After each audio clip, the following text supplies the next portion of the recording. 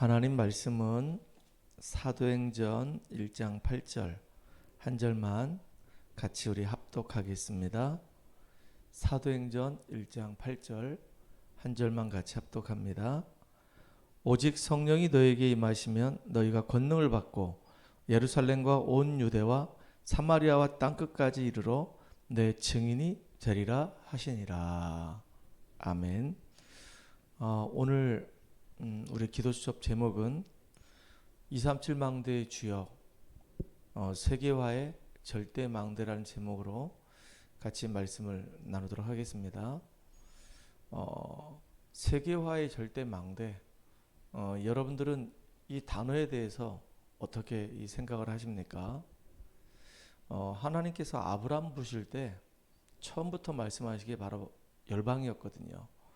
너는 복의 근원이 될지라, 내가 너를 창대케 할 것이며 너로 말미암아 열방이 복을 받게 할 것이다 그랬어요.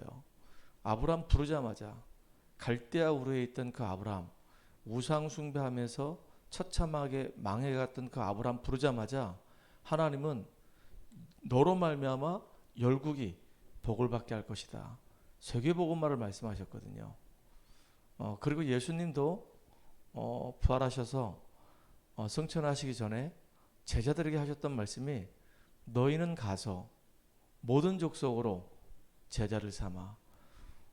초대교회 이 성도님들은 가진 것도 없고 내세울 것도 없고 배경도 없었단 말이에요. 근데 이들에게 부탁하셨던 말이 뭐냐? 너희는 가서 모든 족속으로 제자를 삼아. 이게 예수님이 부탁하신 내용이에요. 처음부터 제자들을 부르자마자 세계복음화에 대해서 말씀하셨단 말이에요. 그리고 만민에게 가라. 그리고 오늘 우리가 읽은 사도행전 1장 8절에 보니까 오직 성령이 너에게 임하시면 권능을 받고 땅끝까지, 땅끝을 말씀하셨단 말이에요. 세계복음화를 계속 말씀하시는 겁니다. 우리가 모든 족속을 제자 삼으라 말씀하셨고, 만민에게 가서 복음을 증거하라 말씀하셨고, 땅끝까지 이르러서 증인되라 말씀하셨거든요. 이렇게 세계복음화 하려고 하다 보니까 뭐가 필요하냐? 제자가 필요한 겁니다. 세계복음화 할 수 있는 제자가 필요한 거예요. 그 세계복음화 할 수 있는 절대 망대가 계속 우리는 세워질 수 있도록 기도해야 되는 겁니다. 우리 교단에서만 파송된 선교사가 상당히 많죠. 몇백 명이 됩니다. 전 세계 237 나라 5천 종족에 지금 파송된 우리 선교사님들만 몇백 명이 돼요. 이렇게 우리 선교사님들을 통해서 각 나라가 계속 지금 활발하게 복음 운동이 일어나면서 나라마다 중요한 지금 제자들이 일어나고 있단 말이에요. 우리가 이 응답들을 보고 선교가 얼마나 중요한지 우리가 마음을 담고 동참해야 되겠습니다. 오늘 서론에 보니까 이 세계화의 절대 망대는 세계 현장에 세 가지 뜰을 만드는 것입니다. 세계화의 절대 망대는 전 세계 현장에다가 세 가지 뜰을 만드는 것이다. 쉽게 말하면 우리가 원주와 이 강원도를 살리려고 한다면 구석구석마다 다락방을 계속 할 수 있는 이런 시스템들이 구축돼야 되는 겁니다. 지금은 이제 한 군데는 이제 장로님이 그 교회를 이제 떠나시면서 문이 닫혔죠. 또 한 군데가 지금 동해에 있는데, 이렇게 우리가 다락방을 계속 하고 있는 이런 장소들이 이제 원주 지역에 쫙 한 300개 정도 깔려야 되겠고, 그 다음에 이 강원도 전역으로 한 2만 개 정도가 깔려야지만이 2만 제자가 이제 일어나는 겁니다. 이게 지금 우리의 기도 제목이란 말이에요. 그러면 다락방에서 우리가 뭐 하겠습니까? 다락방에서 정말로 사단에게 잡혀있는 영혼의 문제가 있는 영적인 문제 있는 사람들에게 복음을 전해서 그들이 이제 사단과 이 죄와 이 저주에서 해방되도록 그 영혼을 치유하는 그 사역을 우리가 한단 말이에요. 뭘 말해서요? 복음 말해서. 그리스도의 이 원색적인 복음 말해서 그 영혼이 치유받고 마음과 생각이 힘을 얻고 진짜 하나님이 어떤 분인지, 예수가 어떤 분인지 자꾸 깨달아 알 수 있도록, 그래서 그 사람이 그 현장을 살릴 수 있는 서밋 되도록, 하나님이 나를 구원해 주신 이유가 나를 통해서 나의 가정과 가문과 내가 있는 현장과 이 지역을 복음화하라고 하나님이 나를 구원해 주셨구나. 지금까지 내가 훈련받은 이유가 복음 몰랐을 때는 영적으로 깜깜해서 아무것도 몰랐는데 이제 이 계속 말씀 듣다 보니까 복음의 빛이 자꾸 내게 비추다 보니까 이제 예수가 정말로 그리스도가 맞구나.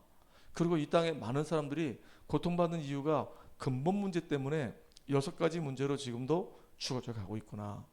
이거는 인간의 방법과 노력으로 해결할 수 있는 것이 아니고 오직 정말로 구원자이신 그리스도만이 이거 해결할 수 있구나. 진짜 예수 믿을 때 하나님 자녀가 되는 신분을 얻게 되는 것이고 이제는 더 이상 사단에게 우리가 속을 이유가 없고 이 흑암 권세를 완전히 꺾을 수 있는 권세가 우리에게 주어져서 이 권세 가지고 기도하면서 이제는 영적인 문제인 사람들, 불신자들을 살려내는 그 일에 내가 제자로 부름받은 것이구나. 이렇게 이제 깨닫게 된단 말이에요. 그렇게 깨달은 사람을 보고 우리가 서밋이라고 얘기하는 겁니다. 이 서밋이 단순한 이제 복음 깨닫는 정도가 아니라 이제는 제가 동해까지 가서 말씀 운동하고 또 원주 지역에 말씀 운동하고 또 강원도 지역에 문이 열리면 말씀 운동하는 것처럼 이렇게 깨달은 서밋이 또 저와 똑같이 현장에서 이제 말씀 운동을 계속 펼치는 겁니다. 이거의 셋들을 말하는 겁니다. 이런 셋들이 계속 현장에 이제 펼쳐져야 되는 겁니다. 중요한 것은 모이는 교회, 흩어지는 교회, 이 두 가지가 잘 돼야 되는 거예요. 우리 교회 안에서는 우리 성도들이 말씀을 듣고 말씀의 은혜를 받고 제자로 세워지고 또 교회 우리 성도들끼리 서로 모여서 서로 응답을 같이 포럼하고 은혜를 포럼하고 그리고 같이 기도 제목을 나누고 그거 놓고 같이 기도하고 그리고 현장을 가서는 강단에 선포된 그 말씀을 가지고 또 현장에서 나눠주고 그 말씀을 같이 성취되는 걸 확인하고 같이 기도하고 이렇게 모이는 교회와 흩어지는 교회가 이게 잘 원활하게 이루어져야지만이 이게 이제 정상적인 교회로서 교회도 살아나고 현장도 살아나고 이게 더 크게 확장을 시키면은 만약에 우리 교회 안에 셋들이 없다고 한다면 선교지에 갔을 때도 이게 아무 의미가 없는 겁니다. 그래서 교회 안에서도 셋들이 구축되어지고 선교지에서도 셋들이 구축되어져서 모이는 교회와 흩어지는 교회가 서로가 이렇게 교통하면서 같이 윈윈하면서 같이 응답받는 것이 이게 성경적인 전도운동입니다. 그래서 세계화의 절대망대는 세계 현장의 세 가지 뜰을 만드는 것이고요. 이것은 교회의 절대망대와 연결돼야 된다. 그 말이 모이는 교회, 흩어지는 교회가 하나라는 사실입니다. 교회 안에 세 가지 뜰이 없으면 선교를 할 수 없습니다. 우리가 현장에서 전도운동이 활발하게 일어나고 현장에서 이제 전도운동을 통해서 제자들이 세워지면 그 제자들이 교회화되어지고 이제 교회 안에 이제 그들과 함께 이제 또 우리 후대를 살릴 수 있는 조직들이 이제 만들어져야 되는 겁니다. 교회 안에 이제 기관들이 만들어지는 거예요. 주일학교도 만들어지고 초등부도, 중등부도, 고등부도, 대학 청년부도 이렇게 각 기관들이 만들어지고 구역도 만들어지게 되고 나중에는요 성가대도 만들어져 가지고 이것들이 활발하게 막 움직이게 된단 말이에요. 그러면서 동시에 이제 우리 현장에서는 이제 초등학교, 중학교, 고등학교, 대학교 그 현장으로 파고 들어가서 그 현장에서 또 말씀 운동이 활발하게 일어나고 우리 청년들과 우리 성도들은 각자의 직장 속에 파고 들어가서 그 현장에서 또 말씀 운동이 활발하게 일어나서 그 현장이 살아나면은 교회 안에 산업선교가 살아나는 것이고 학원복음화가 살아나는 거란 말이에요. 이렇게 서로가 활발하게 응답이 일어나야지 되는 겁니다. 그리고 청년들은 우리 성도님들은 금토일 시대에 우리 후대에게 어떤 모델이 되어야 될까요?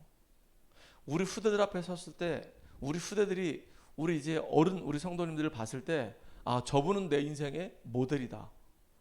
집사님의 모델이고 권사님의 모델이고 장로님의 모델이다 라고 얘기할 만큼 우리 성도님들의 신앙이 이제는 성장을 해서 온전하게 성장을 해서 우리 아이들 앞에 정말로 모델적인 응답들을 누리는 거울이 돼야 됩니다. 후대들에게 237, 5천 종족의 이 현장본을 열어줘야 되고 그러려면 교회 안에 세 가지 뜰과 세계 현장의 세 가지 뜰이 서로 연결돼야 되는 겁니다.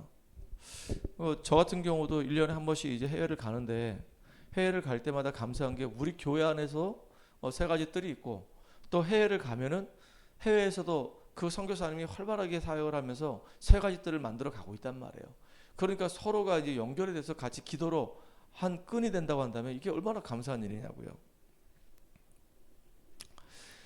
이것이 안 되어지면 이제 사역은 불가능한 것입니다. 이것이 되어지면 하나님은 우리의 산업과 업을 가장 귀하게 사용하실 거란 말이에요.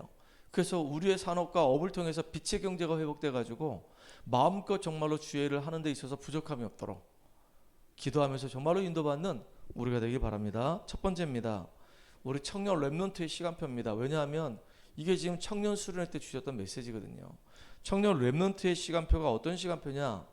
성경에 보니까 청년이 되는 렘넌트 7명의 특징은 한 명도 빠짐없이 미래를 다 미리 가지고 간 겁니다.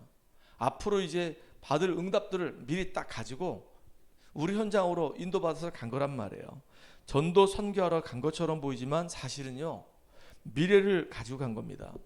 요셉을 예를 든다면 요셉은 이미 17세 나이 때에 하나님이 요셉을 통해서 하시려고 하는 계획을 보여주셨어요. 그러니까 형들의 시기 때문에 노예 가도 상관없고 누명을 쓰고 감옥 가도 상관없어요. 왜냐하면 이미 요셉은 앞으로 미래에 되어질 일을 바라보고 인도받아 가는 거니까. 그러니까 어떤 상황이 와도 그 상황 속에서 요셉이 했던 일은 뭐냐? 하나님과 함께하는 축복을 누렸단 말이에요. 그리고 하나님 주신 그 비전이 자기 삶의 현장에서 성취되도록 계속 기도하면서 한 걸음 한 걸음 인도받아가는 겁니다.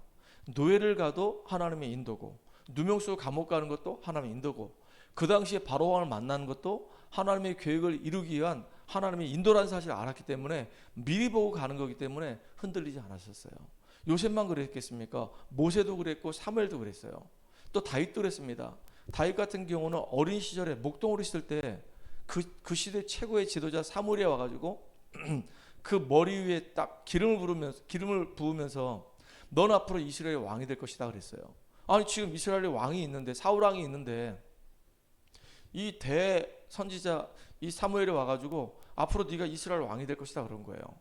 그 이스라엘 왕이 될 것이라고 하는 것을 미리 보고 형들도 두려워 떨고 있고 군인들도 두려워 떨고 있고 장군들도 두려워 떨고 있고 심지어 사울 왕도 두려워 떨고 있는 골리앗 앞에 가서 네가 모욕하는 만군의 여호와의 이름으로 네 앞에 선다고 하면서 결국은 그 골리앗을 꺾어버리는 그 일에 쓰임 받았거든요.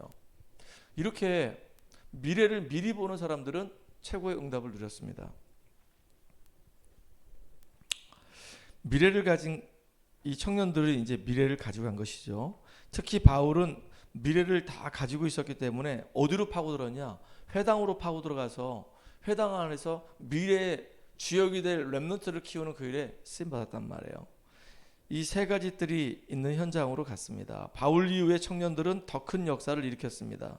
바울 서신의 공통점은 대부분 이스라엘의 멸망을 몇 년 앞두고 쓴 것입니다. 청년들은 그 애통한 심령을 가져야 됩니다. 그래서 여러분들은 미래를 미리 가지고 훈련해야 됩니다. 바울 같은 경우도 사역을 하는데 70년이 되면은 이스라엘 민족이 로마 디도 장군에 의해서 완전히 멸망하겠구나.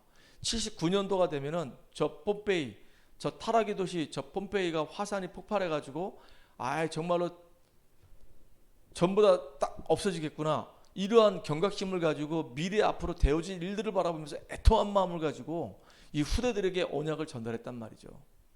그러니까 앞으로 이 미래가 되어질 일들을 바라보면은 지금 세워지고 있는 일꾼 한 명 한 명이 얼마나 중요한지 모릅니다. 두 번째입니다. 무엇을 먼저 가져야 될까요? 우리가 가져야 될 것은 다른 게 아니고요. 이 내용을 가만히 보게 되면 7망대를 가져야 되는 겁니다. 하나님 주신 힘이 있어야 되는 거예요. 나를 살리는 힘이 있어야 되는 겁니다. 그래야지만 현장도 살리고 후대도 살리고 미래 살릴 거 아니겠습니까? 성삼위 하나님의 그 능력이 내 안에 임할 수 있도록 우리는 기도 속에 들어가야 되는 겁니다. 보호자의 축복이 내 삶 속에서 내가 누림이 되도록 우리는 기도의 축복이 있어야 되는 거예요. 그리고 나의 삶 시대가 발판이 되어져서 그것이 힘이 돼가지고 다른 삶을 살릴 수 있도록. 그리고 중요한 거, 하나님 나에게 성령의 충만함을 주시옵소서. 오력을 달라 기도하시고요. 그 다음에 이 흑암 세력을 무너뜨릴 수 있도록 하나님 나에게 흑암 이기는 어둠의 세력을 무너뜨릴 수 있는 영적인 힘을 주시옵소서. 그리고 나를 통해서 하나님이 하시려고 하는 CVDIP가 이면 계약이 선명하게 보여지게 하셔서 가는 곳마다 새 뜰을 만드는 주역으로 내가 쓰임받게 해주세요. 그리스도의 이름 가지고, 그리스도의 은혜 속에서, 그리스도의 능력 가지고 이 일을 감당할수록 인도해달라 기도하셔야 됩니다. 그리고 세 번째입니다. 그래서 우리는 세 가지 꼭 확인해야 됩니다. 항상 오늘이 나의 오직이 될 수 있도록, 그래서 그 오직 안에서 유일성의 응답을 받고 그 유일성의 응답 가지고 이제 재창조의 역사를 이뤄갈 수 있도록 우리는 인도받아가는 겁니다.